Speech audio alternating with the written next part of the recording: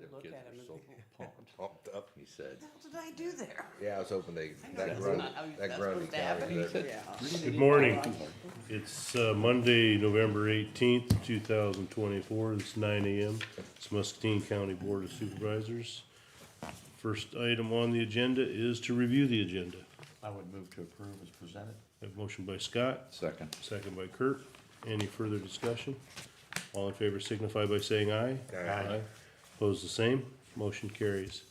Item number 3, discussion possible action to approve claims dated November 18, 2024 in the amount of $1,022,541.84. I would move to approve. Motion by Scott, I'll second. second by Danny. Any further discussion? All in favor signify by saying aye. Aye. Opposed, the same. Motion carries. Item 4, discussion possible action to approve or disallow 2025 family farm credit applications as recommended by the county assessor with Kelly Kroll of the assessor's office. Morning, Kelly. Good morning. So the signing period ended November 1st for the 2025 Family Farm Credit. The applications of properties classified as agriculture where there was a change in ownership, purchase of new ground, or a change in the farm. We are recommending to allow all of the submitted applications. Okay. I would move. I have a motion by Danny, second by Kurt. Any further discussion? All in favor signify by saying aye. Aye. Opposed, the same. Motion carries. Thank you, Kelly. Thank you. Item number 5A, items with the county auditor, Tybee Vanderlinden. 5A is discussion and possible action to approve the FY 2024 Urban Renewal Report. Good morning. Good morning, Tybee. Yeah, you have this fiscal year report in your packet. We have 2 urban renewals, SSAB and Van Meter. Brandy Park, second deputy, is here if you have any specific questions. She's the one that puts the figures together, runs a report, takes care of TIFs, as well as then we'll certify this to the state once approved. How long before they're, each one of them are done? Van Meter is 2025 and Yeah. SSAB is 2027. The Van Meter, remember this had to be coming up pretty close. They've been there a number of years. I would move. Have a motion by Danny, Second. second by Scott. Any further discussion? All in favor signify by saying aye. Aye. Opposed, the same.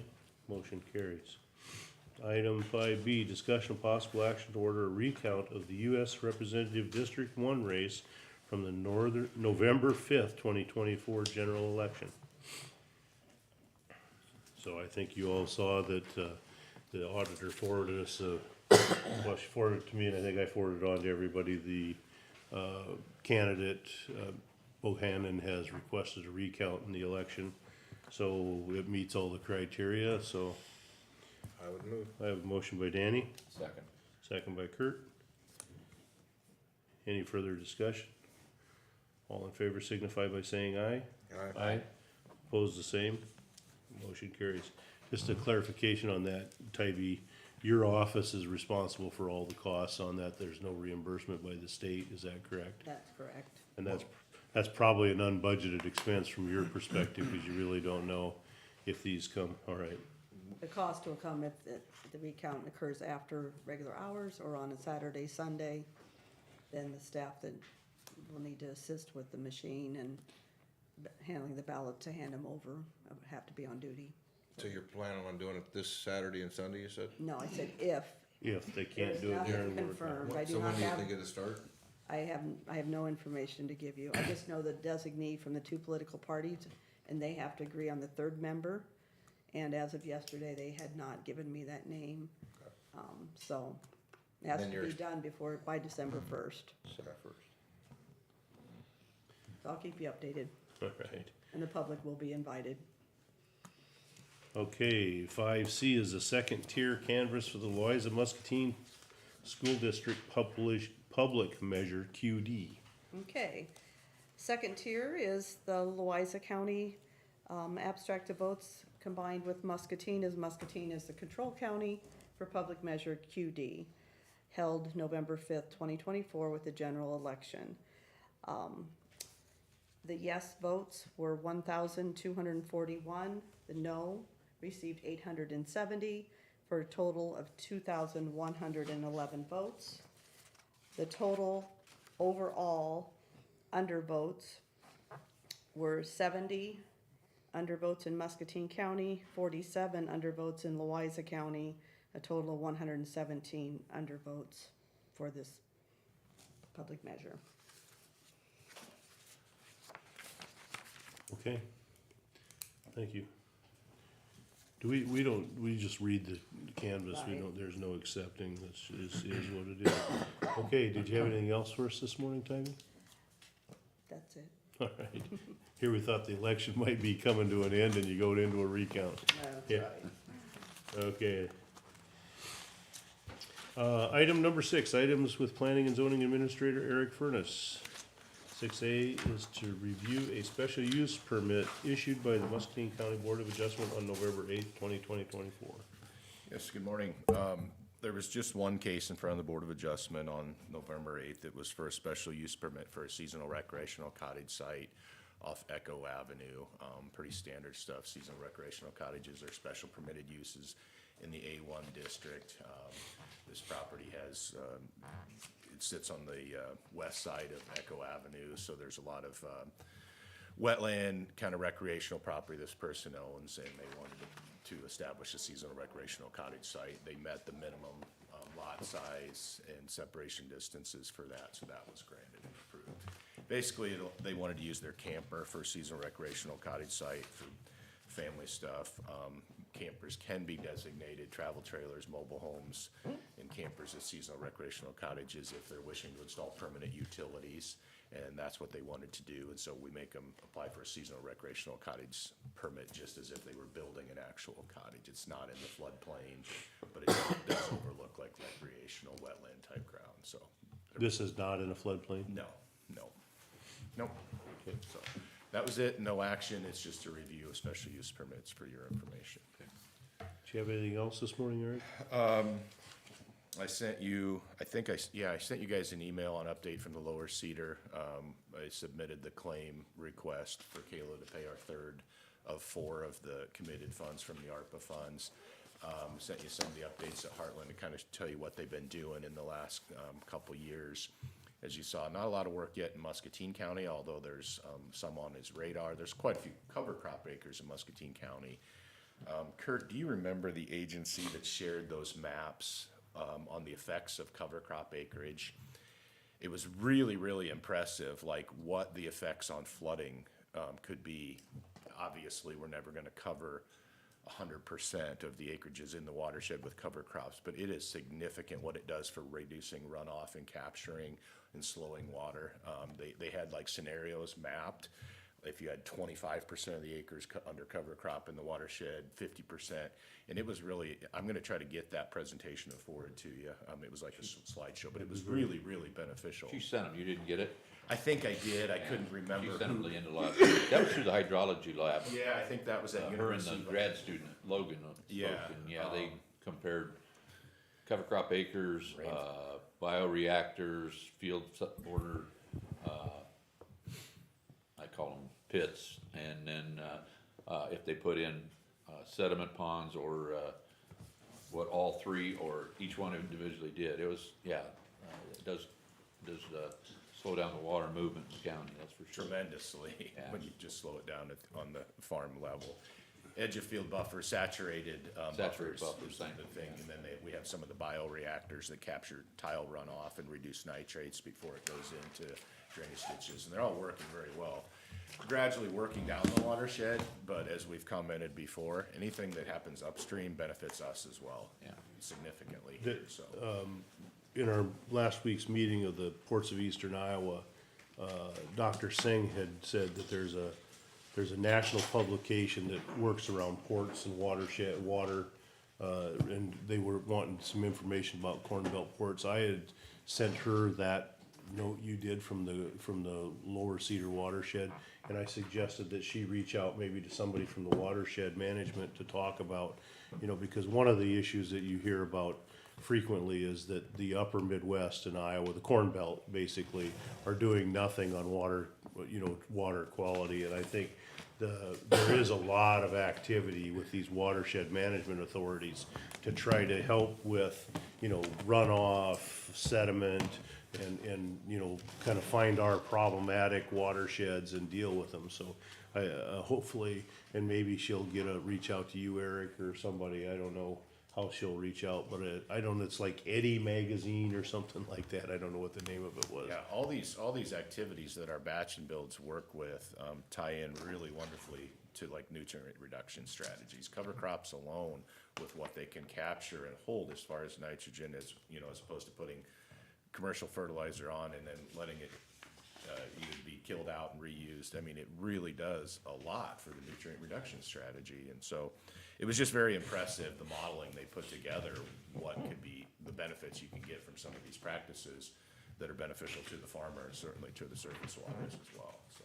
Well, I had seen on, I think it was some social media post where Heartland had done an event out at the Ag Center. Doing that, I think it was to a group of students, which Yes, was it very was. interesting that they're reaching out to the next generation and getting them aware of these practices, they study these things in their ag classes, and to actually see, hey, we've got these things going in our watershed was Yeah. really great. I wish I would have known so I could have attended, but Yeah, it was really, really interesting. I'd never seen it because, there's, you've heard in the national user, you heard this whole notion about regenerative agriculture and all this kind of stuff. And they talked about regenerative agriculture and what it does and showed some demonstration. They'd done some demonstration stuff up there where they had actually buried some like underwear or something in fields and in areas, and they showed what happens to them in the soil, the amount of composition based on the practices around there, and it was really very interesting, very interesting. yeah. The I only other encourage thing, everybody to look at it, it's quite Yeah. interesting. yeah. The only other thing I wanted to mention, we have set the date for the zoning commission to have the comp plan, updated comp plan public hearing. That'll be on December 12th at 6 PM. I want to double check, I just looked at it. Yes, December 12th at 6 PM. We'll have the comp plan public hearing at the Discovery Center, holding it in the evening, so hopefully make it a little easier for the public to attend. Steering committee's in the final review phase of the draft, just working through typos and, making sure reflects the language that they wanted. We'll present the actual draft plan to the zoning commission the week before that at their regular monthly meeting, but we won't just get the plan to them so they can have a week to digest it before the public hearing. So December 12th, 6 PM. I want to make sure everybody's aware of that if they want to come and hear about the plan and provide comments and feedback, so. Have you, I'm shifting gears on you a little bit, have you been keeping in touch up in the Clinton County area? So you're familiar with what's going on there? They've got quite a bit of controversy going on, I believe, around a current wind farm proposal or something. And it'd be really interesting to hear what the public feedback they're getting and said. I know one of the supervisors, Jim Irwin, has said that they've had a lot of really kind of. They've done a really good job at engaging the public, and even their P&Z, I think, has gone above and beyond studying and putting together, submitting reports and findings on kind of what, as they sort through what is let's call it what it is, sometimes political fluff on controversial issues like that, really trying to get to the bottom of impacts and benefits. And so a gal that's on a committee up there has been sharing minutes and findings, draft ordinances even from other states. This isn't just an Iowa issue. I mean, this issue when it comes to renewable energies is being wrestled with by counties all over the United States as the technology and size and scope changes and lessons learned as these things get some years on them, so.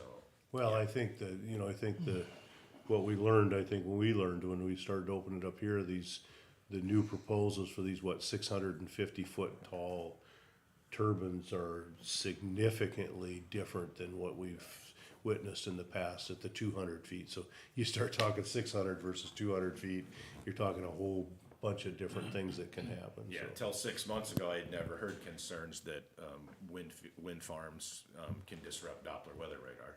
And there are some case studies and some captured events where it distorted Doppler rainfall predictions, or seemed to indicate rotation in the clouds as possible tornado. And so, as they go closer and closer to your National Weather Service Doppler sites, you have to be even more concerned, because the Doppler, as it goes out, goes up.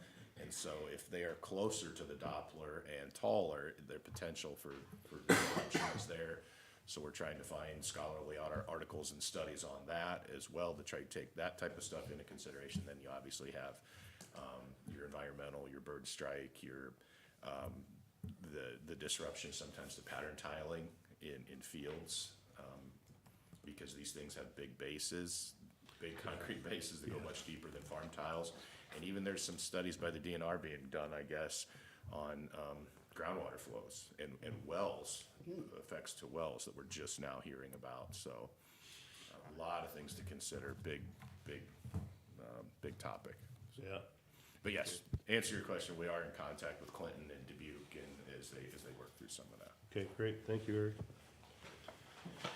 Okay, item number 7, items with Mike Nolan, Horizon Architecture. Item 7A is to review bids, and possible action to accept a bid for the Muscatine County Administration Maintenance Project, Phase 1, right? There you go. Good morning.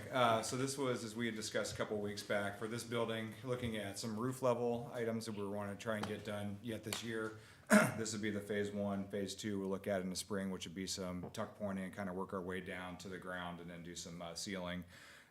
So we did on the pre-bid walkthrough, we had we invited Wolf Contracting, Daxon Construction, and Myers Construction. We had 2 bidders attend the pre-bid walkthrough. Daxon basically declined to bid the project. We did find, in addition to the scope that we had, just based on the wind of that day, a significant area of the upper roof that was delaminated. So we added that into the scope of work, so that's what we're looking at here. So basically, resecuring the roof, resecuring the perimeter, so it's the right time to do that. On bid day, we had 1 bid from Myers Construction. Wolf declined to bid based off of their schedule. And on the reviewing the bid, it seemed to be pretty much in line with what he anticipated with the additional scope. So the recommendation is to work with Myers on this. Actually, Justin has already reached out and asked if he can get up to get some preliminary measurements done. So we've encouraged to get the work done as soon as possible and trying to get this resecurement and the stuff done yet this fall, so. We've had Myers, we have familiarity with them, they've done nice work for us in the past, and Yep. we have no concerns around that.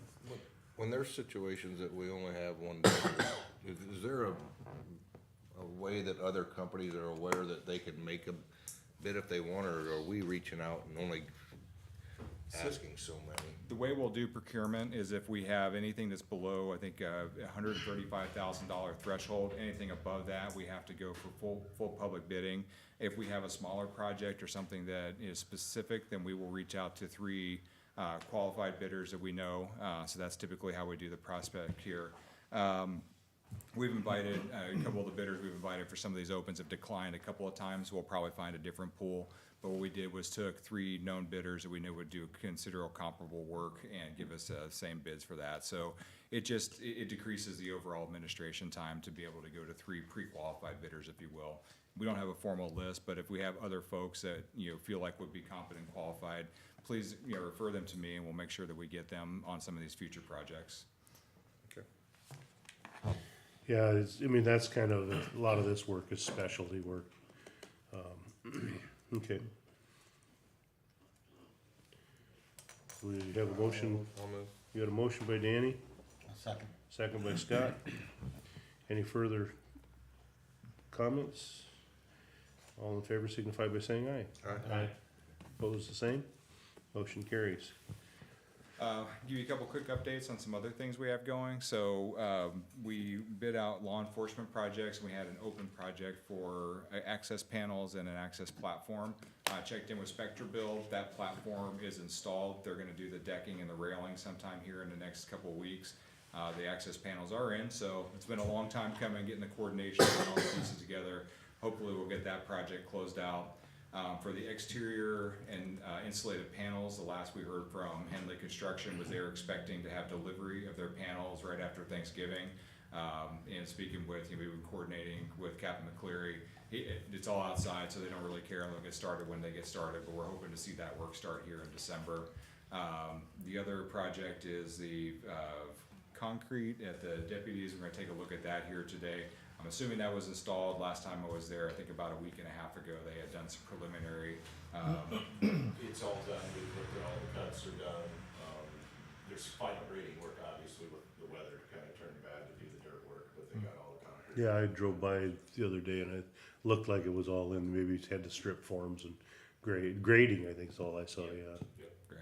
Yeah, All American's been great to work with on that, so that's going. And then talking with Spectre, who is also gonna do the door replacement and additional access panels. They're coordinating with Joel and Oscar on timing for that. Sounds like they may do the bathrooms and the access panels first, and then come back and do the detention door replacement, just because there's gonna be a longer lead time on that item, so that work is moving. When we finish here, we're gonna go punch out the masonry work on the courthouse with TNT construction, so they got on site, got that work done, so it sounds like that's been pretty much wrapped up, and get a check-in with Renaissance and see where they're at, but heard not much going as expected. Again, TNT Tuck Pointing's done a great job for us in the past, and we're happy to kind of, no fuss, no muss, got in and got it. Yeah, it looked like they got in. I saw him loading up last week and he told me, I think it was last Monday, and I think he's told us, well, if all goes well, he had 1 day left, he thought, so, Yeah. yeah, good. On that, I did wanna add, when Brandon was had met with, TNT last week, as they were kind of putting together their final punch list and taking down some scaffolding, we noticed on the courthouse, it's about a third of the way up on both sides, there's a set of windows that arranged in kind of a half moon shape, about a third of the way up. Particularly on the 4th Street side, probably just because of like weather exposure. The wooden, there's some repainting that needs to be done. The one on 3rd Street side is not bad at all. We did ask TNT to give us a quick quote if they'd like to if they could possibly paint that window trim, simply because they have the JLG on site. As they're moving it out to remove it, they can reach right above the protective tunnel that's already in place from the pedestrian walk, possibly do that. I don't have that quote yet. I know it would come in well below the $7,500. Now we'll take a look. They're kind of a specialty contractor. Maybe other painters could do it a little cheaper, but we just thought when we noticed it doing some walkthrough with having a JLG on site. You're gonna be $1,500 to So- get one to site, $300 delivery and Just kinda let you $1,000 know, for if it looks rental, reasonable so. and they say they can do it, I may go ahead and just approve that and bring that to you. I think it's the time to do it while we have, it's just something we noticed, there was some paint peeling off that wood. Again, don't really have a good way of getting around to this side, but this one looks a whole lot better. It doesn't seem to need it as bad as the other side, so just kind of an FYI, we may be tacking something on there just to take advantage of them being here. Yeah, that would definitely make sense to me. Cause most of the cost is cause somebody getting access and equipment there, cause it's not gonna take them It'd be long. a stretch to have a painter come in, you could probably do it on tall ladders, but you'd be right over the pedestrian walkway. We just thought that JLG might be the time to do it when there's already cover Yeah. built over it. If it's reasonable, Makes sense. I think we'll move forward, so. We've had TNT do some finishes application on other projects in the past, so I think it's something that's in their wheelhouse, so. I would guess they've got relationships, if they don't do it themselves, that handle it for them all the time. Okay. Anything else for Mike this morning? Where did we wind up on, we've kinda gone around, I know we would talk to some other opportunities for dealing with the remodel renovation ideas here. We need to cue that, after, again, observing another general election, we've definitely need to do something around, managing the vote better, making it more accessible to public, so I know that, The actual remodel of this building, you guys haven't funded it yet, so, okay, at least the preliminary budget that Kayla put together for next year, that will be starting soon, does not have the funding in it as well. and the last I'd seen was, we'd had some, well, I'll say it better, is a few disagreements over space, right? We're gonna have to come to arm wrestle I about that think a there little needs to bit. be some board, participation in that discussion. Yeah, we're gonna, About, because we have, some department heads who, even though they completed a survey saying this is how much space you need, are unwilling to even talk about changing their space, which makes it impossible, in my opinion, to fix the issue we have with the auditor's office and the voting queue, and it doesn't. We have a problem with queues on the last day of the month sometimes, and certainly the months that we pay taxes. We have a problem on the last day, and it doesn't do anything to address that problem either. Have we, when you did the layouts, Mike, did you contemplate those times of the year as well? I don't recall. I know we talked, it was focused mostly on voting, but I think you'd created some spaces in your design that would allow for queue and line, so we wouldn't be rolling, filling hallways up and out the doors, I think. Yeah, and that's if we take a look at the master plan, there's a couple of different iterations. I think one of the things that we incorporated was for sure, you know, and I think to Tybee and her folks that we did do a good walk through the voting flow and the machine prep and setup. So that was something that for all the auditors' options, we tried to address that. And then for the other departments, just looking for a separate waiting area and carving out some additional space. So we looked at, there are a few different iterations we went through with that, I guess I would say. And, you know, it's understanding that there are some, you know, potential challenges of, you know, phasing and things like that to do a full building renovation. We're happy to revisit and see what we can do with any and all of those So it options. makes sense to me, cause that, you know, kinda we have a 2-year window now to get this really addressed again. Smaller elections aren't nearly as big a problem as these generals. And so I would think that maybe what we should do is, ask staff to prepare a session during the budget time where we get department heads involved in here. And we maybe ask Mike to come over for, we just do a little bit of a discussion on that plan, and then we just kinda hammer out what we're gonna do, so we can move forward, cause we need to figure out how we fund it if that's the project. Cause we had $170,000 in ARPA funds, but we reallocated that We and had did other things. about 100,000 originally for Tybee's Yeah. office, just under 100,000. And yeah, those funds were reallocated at board direction that if we're gonna fix it, we're not just gonna fix Tybee, we're gonna fix the whole thing. Okay, okay. I thought if we didn't have that done in time, you know, it crossed my mind if we had 2 locations, like another government, county facility, and the one that crossed my mind was, Discovery Center, that you could have 2 places that people could split up, there's plenty of parking. I'm not saying that's the best option, but there's parking out there, a lot of people could see the facility, mess around while they're waiting to vote. I just thought maybe something like that might be, and then I know you last time you brought on 4 extra people, and maybe we'd have to bring on 6 or 8 to make that happen, but, you know, maybe that splits them up and we get people moving in Yeah, and out and happen. just, you know, this would be my personal opinion is that, you know, it's very challenging to be able to staff with, you know, part-time, because there's a lot of nuances to the election process. There's a lot of things that come up with registrations, you know, the proper documentation, doing it right. And so you'd have to split off auditor staff to do that. And that could cause some real, I think that's an option I think we have to talk about, whether there are other spaces. I know we talked about that, because then we have security issues, is, you know, the ballots. How do you know, they get secure before, at nighttime and things like that? Yeah, where do you do them, how do you do it? So- Computer security. But I think we've gotta put it on the table, because, you know, I don't know where the numbers on this building were, but it's probably not gonna be a light remodel, it's pretty extensive. Yeah, okay. All right, anything else with Mike? Thank you, Mike. Thanks a lot. Item number 8, discussion possible action to approve minutes of the November 4th, 2024 regular meeting and the November 13th, 2024 special meeting. Move to approve. Have a motion by Scott, Second. second by Nathan. Any further discussion?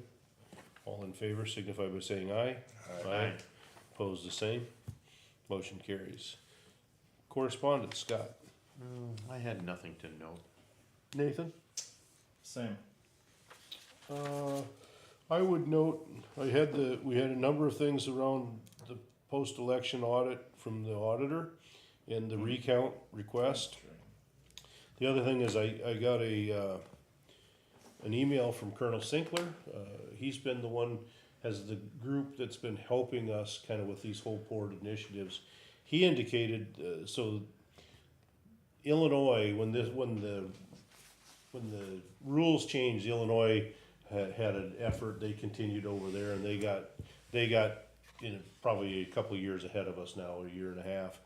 And they were just awarded, I just tell you, on the upper Mississippi ports, they just got 45 million in 2 grant awards over there for port improvements in the Illinois. So he'd indicated that in the federal process, there is some priority or additional incentive given to rural ports. So I think that all bodes well for our initiatives here. I know that, so I think that Muscatine, the city of Muscatine, and the group here is moving along quite nicely. So there's these PDIP grants, Port Development Infrastructure Program, is what the grants are that they go after. And I think the city of Muscatine has a number of projects that they're queuing up to do that. We just met last week with that board, trying to get some organization stuff, and I think city of Clinton is very interested, but I don't think they're quite as far along as Muscatine is. So we have some activity starting to go, and it looks like might be opportunities. So and then I mentioned to Eric this morning, I sent a contact, so there's a group, the Eddie magazine or something, that's, so Anshu Singh, Dr. Singh with the port group is gonna reach out to the Lower Cedar watershed to talk about, you know, what we're doing in this area for improvements in water quality, environmental things as well. So that's all I had. Yeah, I don't have anything to note there. Kurt, Nothing on correspondence. how about meetings? The 8th, I had, We Lead quarterly / West Liberty Chamber meeting. And then on the 12th, we had the Lower Cedar River Watershed Management meeting at Tipton. On the 12th, I had the Chamber Economic Development Committee. On the 13th, Mississippi Valley Workforce Development Finance Committee. That's all I had. Okay, on the 13th, I had the Ports of Eastern Iowa meeting. Nathan? So, I don't know whether this should go under committee or correspondence or committees, but on Friday the 8th, I believe it was, well, maybe it wasn't that day exact, doesn't matter. We received recognition of Eric Sanders, our Veterans Affairs Commissioner, winning, I believe it's a nationwide award. I'm trying to get more information on it. And that was, I believe, shared with us. But I've seen press from across the pond in Europe reporting on it, so it's very much a big deal.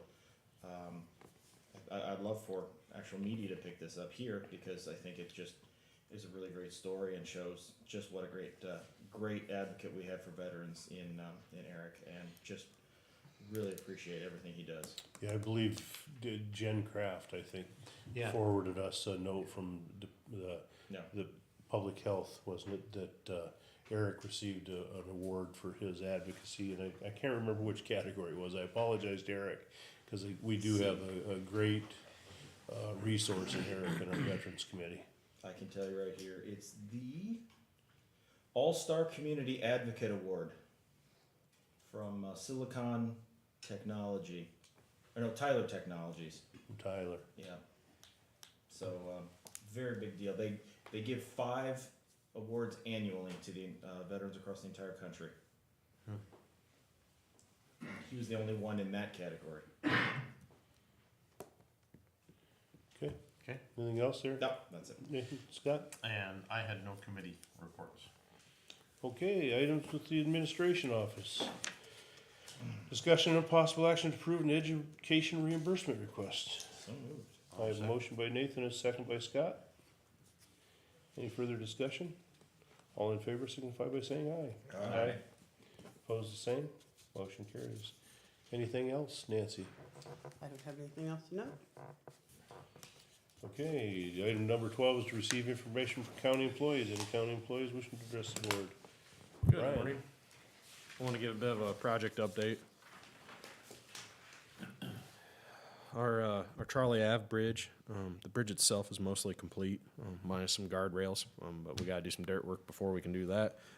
So they're hoping to get in this week and start doing some dirt work. The weather outside ain't the greatest for it, so we'll see how much work they actually get done. Our Moscow Road, paving project, to start all off for paving, we had a few very rough days. It was pretty concerning. And then the contractor was able to identify some issues with their equipment. There was electrical issues, and it turned around really quick. So we put in some long days. Engineering staff's been busy. A couple Saturdays and Veterans Day, but the majority of the paving is complete. So they got to Highway 6 Saturday, middle of the day. So now they'll go back, kind of do some fill-in work, do paved intersections, stuff like that. So, which is really good because the weather's kind of turning. Our temperatures are now nowhere near as warm as what they were 2 weeks ago, 3 weeks ago. So you start to get concerns with like covering concrete, and you can do that for an intersection, but trying to do mainline paving, it gets very challenging and pretty expensive too. So is this Portland or? Yes. Oh, I thought it was asphalt, okay. Nope, it's Portland. So, so we stand a pretty good chance to get her opened up this fall or early winter. So That should be a nice improvement for that road then. yes, And that'll be from 6 to F70, right? yes, That's what we're correct. doing. Yeah, and I mean the road gets a lot of traffic, a lot of quarry traffic, a lot of grain traffic. So it'll certainly be nice and hopefully last a very long time. So hopefully we don't have to worry about it again.